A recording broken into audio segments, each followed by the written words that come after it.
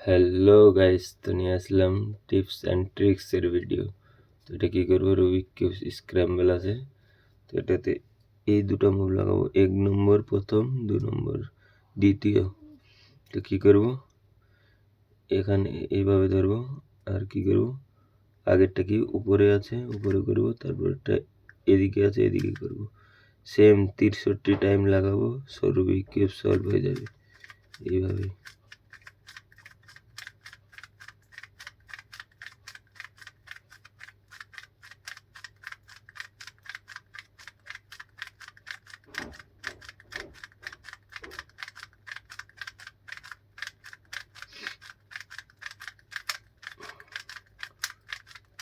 তীর লাগাতে হবে গাইস, তাহলে কি হবে, সলভ হয়ে যাবে রুবিক কিউব।